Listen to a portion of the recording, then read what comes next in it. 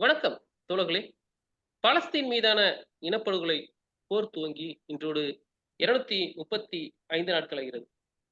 இந்நிலையில் கடந்த 2 நாட்களில் நேற்று முன்தினம் இரவு, நேற்று அதாவது நேற்று அதிகாலை அல்லது நேற்று முன்தினம் இரவு ரஃபாவில் அன்ரா அமைத்திருந்த மக்கள் தங்கும் கூடாரம் பகுதியின் மீது 8 முறை குண்டுகளை வீசியுள்ளது இஸ்ரேல். இது ஒவ்வொரு குண்டின் அளவும் 2000 பவுண்டுகள் என்று கூறுகிறார்கள். இதில் 50 பேர் வரை அங்கேயே உடல் கருகி உயிரிழந்திருக்கிறார்கள். இது பெருமளவில் மாற்றங்களையும், கோபத்தையும் பாலஸ்தீன் மக்களிடத்திலே கொண்டு வந்திருக்கிறது. மேலும் இது குறித்து சர்வதேச அளவில் விவாதத்திற்கும் உள்ளாகியுள்ளது. இதை பற்றி தான் நாம் இன்று பேசவிருக்கிறோம். நம்மோடு தோழர் செந்தில் அவர்கள் இணைந்திருக்கிறார். வணக்கம் செந்தில் தோழர். வணக்கம் தோழர். தோழர், இந்த ரஃபால நடந்த இந்த தாக்குதல் அப்படின்றது வந்து ரொம்ப ஹாரிஃபிக்கான ஒரு இதா மாறி இருக்கு. இதுவரை மொத்தமாவே எல்லாமே ஹாரிஃபிக் தான். இவங்க வரைக்கும் பண்ண அநியாயம் பூரா. இதுல முக்கியமா வந்து அவைங்க சொன்னதெல்லாம் வந்து இதுவரைக்கும் இங்க ஹமாஸ் இருந்துச்சு. இங்க வந்து இங்கேருந்து தாக்குதல் நடத்துறாங்கன்னு சொல்லிக்கிட்டு இருந்தத தாண்டி, இவங்க எங்க சேஃப் ஸோனா அறிவிச்சாங்களோ, ஈழத்துல நடந்த அதே மாதிரியே, இந்த இடம் வந்து அ அ போர் நடக்காத இடம். இது பாதுகாப்பான இடம். மக்கள் வந்து பாதுகாப்பான பகுதியில இருந்துக்கலான்னு இவங்க எந்த இடத்த சொன்னாங்களோ, அந்த இடத்து மேல குண்டு போட்டுருக்காங்க. இது மிகப்பெரிய அளவுல ஒரு இதா மாறி இருக்கு. வழக்கம் போல நீருக்கு நீர் வடிக்கிற மாதிரி மேற்குலக நாடுகளும், கனடா, அ பிரான்ஸு அப்படின்னு பேசி, இந்த தடவ வந்து நெதன்யாகுவே வந்து இது தெரியாம நடந்துருச்சு. இத நாங்க இன்வெஸ்டிகேட் பண்றோம் அப்படின்னு சொல்லியிருக்காரு. இதன பற்றி தகவல் சொல்லுங்க. இது என்ன நடந்திருக்குன்னு. அதுக்கு அடுத்து நான் இன்னும் ஒரு கேள்வி வேற ஒரு கேள்வி இருக்கு. முதல்ல என்ன நடந்திருக்குன்னு நீங்க பார்த்தீங்கன்னா, இந்த டென்ட் அமைச்ச பகுதியில குண்டு வீசியிருக்கிறாங்க.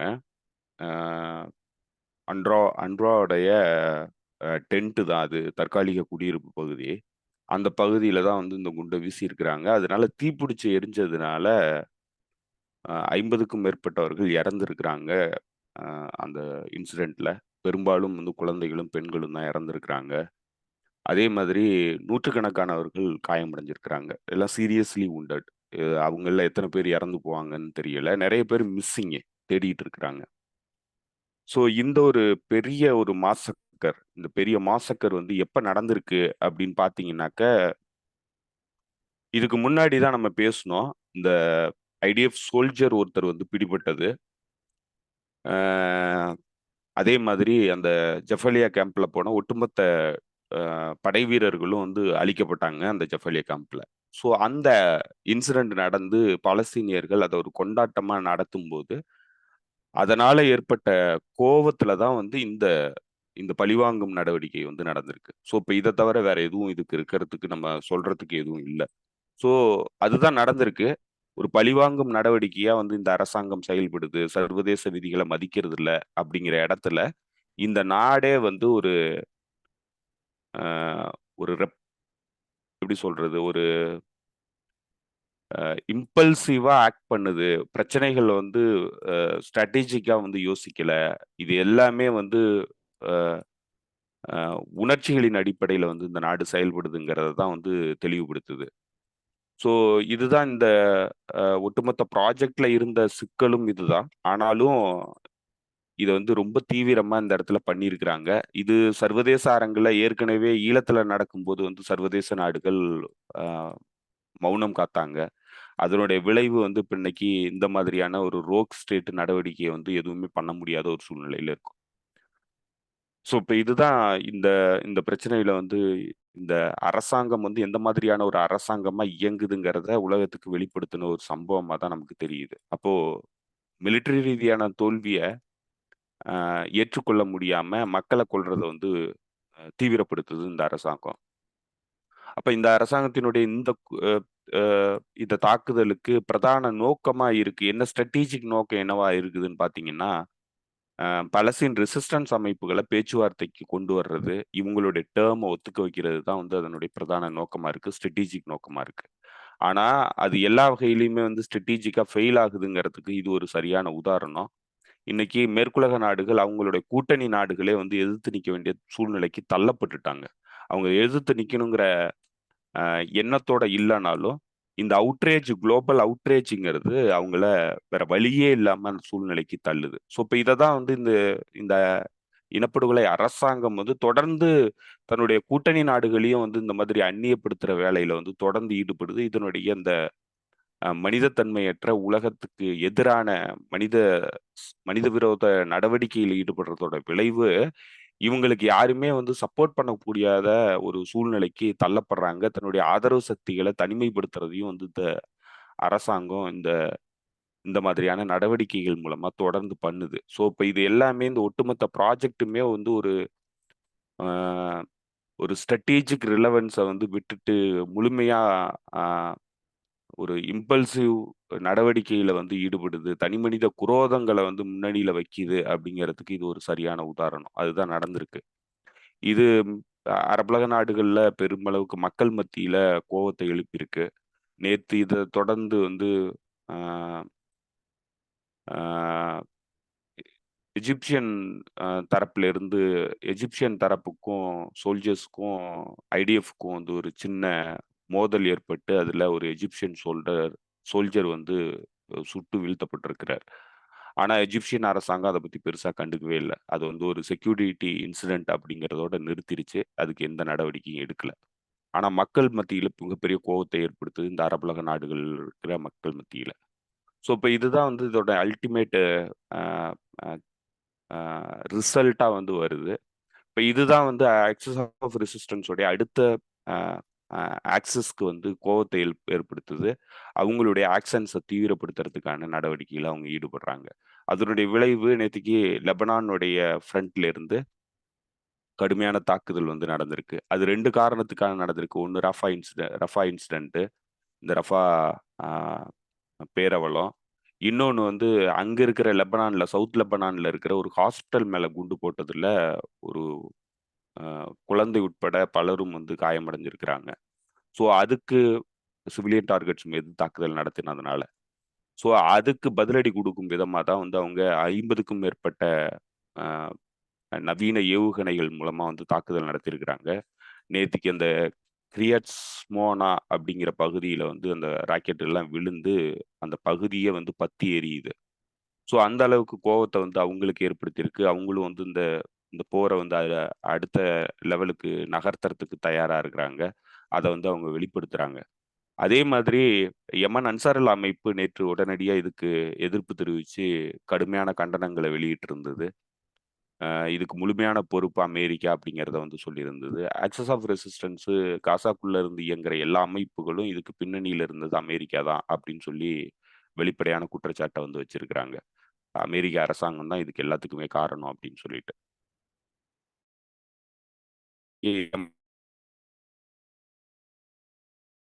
அவங்க வந்து 3 கப்பல்களை தாக்கி இருக்கிறாங்க. அதுவும் இந்திய தோழர் உங்களது விட்டு விட்டு கேக்குது தோழர். ஹலோ தோழர். அப்படிங்களா? இப்ப கேக்குதுங்களா? இப்ப கேக்குது. அந்த இது நீங்க இது அன்சருல்லா பத்தி சொன்னீங்க. அவங்க ஒரு 3 கப்பல் தாக்குதல் நடத்திருக்காங்கன்னு. அதுல இருந்து பேசுங்க. சரியா? Okay, okay. அந்த 3 கப்பல் தாக்குதல் நடத்தியிருக்கிறாங்க. அதுல முக்கியமானது வந்து அமெரிக்காவுடைய ராணுவ கப்பல் மீது தாக்குதல் நடத்தியிருக்கிறாங்க. இது எல்லாமே இந்தியன் ஓஷன் பகுதியில நடந்திருக்கு. இந்திய பெருங்கடல் பரப்புல. அ அந்த அந்த தாக்குதல் வந்து தீவிரமாயிருக்கு. 3 கப்பல்கள்ல 2 இஸ்ரேலிய கப்பல்கள், 1 வந்து அமெரிக்காவுடைய military uh naval ship naval ஃபோர்ஸோட ஷிப். ஸோ இந்த தாக்குதல் வந்து அங்க தீவிரமடைஞ்சிருக்கு. இது மேற்குலக நாடுகளுடைய இவங்களுடைய கூட்டணி அணிகளா இருந்த பல நாடுகள்லயும் கொந்தளிப்பை ஏற்படுத்தியிருக்கு. பலருக்கும் வேற வழியே இல்லாம எதிர்க்க வேண்டிய சூழ்நிலைக்கு தள்ளப்படுறாங்க. இதை கண்டிக்க வேண்டிய சூழ்நிலைக்கு தள்ளப்படுறாங்க. ஆனா இவங்க எல்லாருமே இரட்டை வேடதாரிகள்ங்கிறத தொடர்ந்து வெளிப்படுத்துறாங்க. ஏன்னா இந்த போர் ஆரம்பிச்சதுல இருந்து மக்களுக்கு எதிரான போரா தான் நடக்குது. இன்டர்நேஷனல் கோர்ட் ஆஃப் ஜஸ்டிஸ் இதை தெளிவா சொல்லுது, இது இனப்படுகொலை போர் அப்படின்ட்டு. ஆனாலும் இன்னமும் வந்து அதை மறுத்துக்கிட்டு தான் இருக்கிறாங்க. அதுல சில நாடுகள் வந்து அதை அங்கீகரிக்கக்கூடிய நிலையில இருக்கிறாங்க. குறிப்பா சொல்லப்போனா அயர்லாந்து, நார்வே, ஸ்பெயின் போன்ற நாடுகள் வந்து அதை அங்கீகரிக்கிறதுக்கு தயாரா இருக்கிறாங்க. ஆனா மேற்கத்திய நாடுகள் குறிப்பா வந்து ஏகாதிபத்திய சக்திகளா இருக்கிற அமெரிக்கா, பிரிட்டன் போன்ற நாடுகளுடைய அழுத்தத்தினால அவங்களால எதுவும் பேச முடியாத ஒரு சூழ்நிலையில இருக்கிறாங்க. இப்ப அவங்க வந்து 26 நாடுகள் மீதி இருக்கிற ஐரோப்பிய ஒன்றியத்தோட 26 நாடுகள்கிட்ட நாங்க பேச்சுவார்த்தை நடத்த போறோம். தொடர்ந்து வந்து இந்த நாட்டை பலஸ்தீன்கிற நாட்டை வந்து அங்கீகரிக்கிறதுக்கான பேச்சுவார்த்தையில் ஈடுபட போறோம் அப்படிங்கிறத சொல்லியிருக்கிறாங்க. அது மட்டும் இல்லாம ஐசிஜேயோடைய தீர்ப்பை வந்து இம்ப்ளிமெண்டேஷன் பண்றதுக்கு நாங்க இந்த 26 நாடுகள்கிட்ட பேச்சுவார்த்தை நடத்த போறோம். ஆஹ் அதனைத் தொடர்ந்து இந்த தீர்ப்பை வந்து என்ஃபோர்ஸ் பண்றதுக்கு நாங்க அதற்கான முயற்சியில ஈடுபடுவோம். கண்டிப்பா என்ஃபோர்ஸ் பண்றதுக்கான முயற்சியில ஈடுபடுவோம் அப்படிங்கிறத ஸ்பெயின் வெளியுறவுத்துறை அமைச்சர் வந்து சொல்லியிருக்கிறார். ஸோ இப்போ இதெல்லாம் வந்து அந்த அந்த அந்த அந்த கேம்ப்ல, அதாவது இஸ்ரேலுக்கு ஆதரவான கேம்ப்ல வர்ற விரிசலா நம்மளால பார்க்க முடியுது. குறிப்பா நேட்டோ உறுப்பு நாடுகளுக்குள்ள வர்ற விரிசலா பார்க்க முடியுது. இதுல ஐரோப்பிய ஒன்றியத்தோடைய பாலிசி சீஃபா இருக்கிற, ஃபாரின் அஃபேர்ஸ் பாலிசி சீஃபா இருக்கிற ஜோசப் பெரல் தொடர்ந்து வந்து அஹ், விமர்சனம் வந்து வச்சுக்கிட்டே இருக்கிறாரு, கிரிட்டிசிசம் பண்ணிக்கிட்டே இருக்கிறாரு இஸ்ரேல் அரசாங்கத்திற்கு எதிராக. ஸோ இப்போ இது வந்து அவங்களுடைய அந்த அணுகுமுறையில ஏற்படுற மாற்றத்தை நம்மளால பார்க்க முடியுது. அது எந்த அளவுக்கு ஃப்ரூட்ஃபுல் ஆகும், எந்த அளவுக்கு அது வந்து விளைவுகளை ஏற்படுத்துங்கிறது தெரியல. அகைன் நேட்டோங்கிறதோ இல்ல ஐரோப்பிய ஒன்றிய நாடுகள்ங்கிறதோ வந்து ஏகாதிபத்திய சக்திகளுக்கு ஆதரவா இருக்கக்கூடியவங்க. அவங்களும் ஏகாதிபத்தியத்துல பங்கெடுக்கக்கூடியவர்கள் தான். ஸோ அந்த அடிப்படையில அமெரிக்கன் ஏகாதிபத்தியத்துக்கு துணை நிற்கக்கூடிய நாடுகளா இருக்கும்போது அவங்களால எந்த அளவுக்கு வந்து இதை எடுக்க முடியும், எந்த அளவுக்கு இதை வந்து ஆக்டிவா பண்ணுவாங்கங்கிறது நமக்கு தெரியல. அகைன் இருந்தாலும் அதை வெளிப்படையா வந்து பேசக்கூடிய நிலைக்கு தள்ளப்பட்டிருக்காங்க. அதுக்கு இந்த அரசாங்கத்தினுடைய இந்த இம்பல்சிவ் டிசிஷன்ஸ், இந்த கோபம், குரோத ஆஹ் ஆஹ் நடவடிக்கைகள்ங்கிறது அவங்கள வேற வழியே இல்லாம தள்ளுதுங்கிறது தான் நம்மளால பார்க்க முடியுது. ஸோ ஐ திங்க் இந்த அமெரிக்கா இதுல கம்ப்ளீட்லி காம்ப்ளிசிட். அமெரிக்காவுடைய பாம்கள் தான் வந்து இங்க போடப்பட்டிருக்கு. ஆனா அமெரிக்கா இன்னைக்கு ஏதோ நல்லவன் மாதிரி வந்து நாடகம் ஆடுறதுக்கான முயற்சியில ஈடுபடுதுங்கிறது தான் நமக்கு தெரியுது. நெத்தன்யாகு சொன்னதை வந்து நம்ம முழுமையா ஏத்துக்க வேண்டிய அவசியமே இல்லை. ஏன்னா இந்த போரினுடைய சூத்திரதாரி நெத்தன்யாகு தான். அப்ப அவரே வந்து இந்த பக்கமும் தொட்டிலையும் ஆட்டுறது, குழந்தையும் கிள்றதுங்கிற நடவடிக்கையில தான் வந்து ஈடுபடுவாரு. ஏன்னா அவருடைய நோக்கமே வந்து ரஃபா ஆப்ரேஷன்ங்கிறது கம்ப்ளீட் சக்சஸ்க்கு ரஃபா ஆப்ரேஷன்ங்கிறது அவசியம்ங்கிறது தான். ஸோ இப்போ அதை தான் வந்து அந்த ராணுவம் வந்து பண்ணுது. இப்போ ராணுவம் பண்ண உடனே வெளிநாடுகள்ல, அதுவும் குறிப்பா அவர்களுடைய ஆதரவு சக்திகள்ட்ட இருந்து எதிர்ப்பு வர்றதும் அவர் வந்து வேற வழியே இல்லாம இப்படி ஒரு நாடகத்தை ஆடுறாரே தவிர, முழுமையான பொறுப்பு வந்து நெத்தன்யாகு தான். அது சர்வதேச நீதிமன்றம் தீர்ப்பு வழங்கு கிட்டத்தட்ட மறுபடி இப்ப தீர்ப்பு வழங்கியிருக்கு. ரஃபா ஆப்ரேஷனை உடனடியாக நிறுத்த சொல்லி. இப்போ சர்வதேச நாடுகளுடைய தீர்ப்புகள், சர்வதேச விதிகளை வந்து தூக்கி காலில் போட்டு மிதிக்கிறதுங்கிறது தொடர்ந்து இந்த மாதிரியான இனப்படுகொலை அரசாங்கங்கள் தொடர்ந்து பண்ணிக்கிட்டு இருக்கு. அது இங்க இது பண்ணுது. ஏற்கனவே 2009 இது பண்ணுச்சு, ஸ்ரீலங்கா பண்ணுச்சு.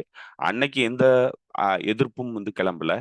அந்த பெரிய அளவுக்கு அன்னைக்கு மக்கள் போராட்டம் கூட வந்து பெரிய அளவுக்கு போகல உலக நாடுகள்.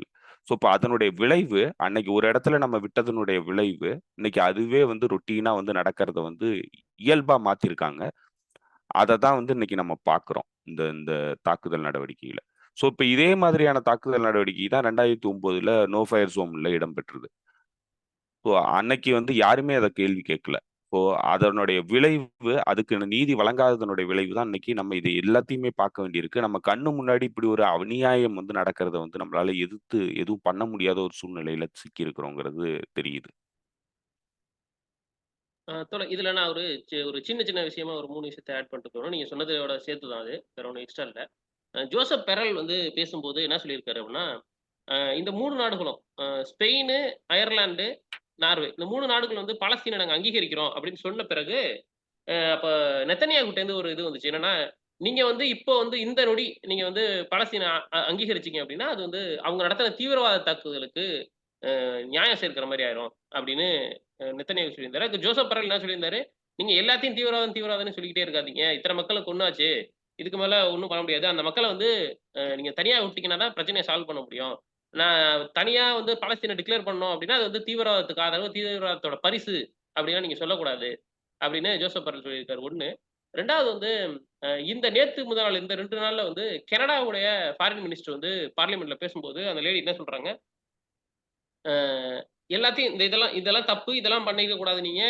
ரஃபால நாங்க நடத்தின தாக்குதல்லாம் இது எதுக்குமே ஏதாவது நீங்க நோ ஃபயர் ஜோன்ல தான் வந்து தாக்குதல் நடத்தியிருக்கீங்க சொல்லிட்டு, அடுத்து அவர் சொன்னது தான் வந்து முக்கியமான விஷயம். என்ன சொன்னாரு அப்டின்னா என்ன சொன்னாங்க அவங்க அப்டின்னா, அந்த இன்டர்நேஷனல் கிரிமினல் கோர்ட்ல குடுக்கப்பட்ட விஷயம் அப்டின்றது பைண்டிங் தான்.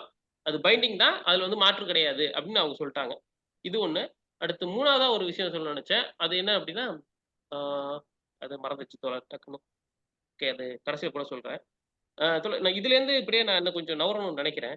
அ இந்த பாலஸ்தீன்லேருந்து அடுத்து வந்து ரஷ்ய அதிபர் புட்டின் வந்து வடகொரியா போறதுக்கான ஒரு இது சொல்லியிருக்கிறாரு. அ அதனுடைய என்ன நோக்கமா இருக்கும்னு நெனைக்கிறீங்க? அத பத்தி கொஞ்சம் சொல்லுங்களேன்.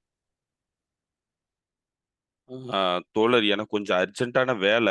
நான் ஒண்ணு பண்றேன். நம்ம அ இந்த இத வந்து இதோட முடிச்சுட்டு, அடுத்த தனி ஒரு காணொளியா அத போட்டுறலாம். சரி சரிங்களா? தோழர். ஓகே, ஓகே தோழர். சரி சரி, அப்ப ஓகே. இத இப்படியே முடிச்சுக்கலாமா? இத அப்படியே நம்ம ஏத்தி விட்டுருவோமா? அப்ப இத போட்டு விட்டுறலாம். நம்ம அடுத்து அடுத்த காணொளி முடிஞ்சதுன்னா, இன்னைக்கே நம்ம பண்ணி அதையும் போட்டுறலாம். ஓகே, ஓகே தோழர். உங்க நேரத்துக்கு மிக்க நன்றி. உங்களுக்கும் மிக்க நன்றி ஏன்னா, தோழர். அது ம். ஏன்னா அது நம்ம இப்ப நீங்க நார்த் கொரியாவ பத்தி பல தோழர்கள் பேசணும்னு சொல்லியிருக்கிறாங்க ஏற்கனவே. இப்ப நம்ம நார்த் கொரியாவ மையமா வச்சு பேச ஆரம்பிச்சோம்னா, நார்த் கொரியாவ பத்தின முழுமையான விஷயங்கள சொல்லணும். ஏன்னா, அத பத்தின முழுமையான தகவல்கள் யாருக்குமே தெரியறதில்ல. புரபகேண்டா தான் பெருசா இருக்கு. ஸோ, அதனால ஐ திங்க் வந்து அது கொஞ்சம் டைம் எடுக்கும். ஸோ, அத நம்ம பேசி கம்ப்ளீட் பண்ணிட்டு அ போட்டுக்கலாம். சரி தோழர். Okay, okay. நம்ம இந்த இதோட இந்த ரஃபா இதோட இந்த காணொளிய அப்படியே நம்ம வந்து பதிவேற்றம் பண்ணிறலாம். அந்த நார்த் கொரியா பத்தியான காணொளி, அந்த அந்த தகவல்கள நம்ம அடுத்த காணொளியில் பேசலாம். உங்க நேரத்துக்கு மிக்க நன்றி தோழர். தோழர்களுக்கும் மிக்க நன்றி. மீண்டும் சந்திப்போம் தோழர்களே. நன்றி, வணக்கம்.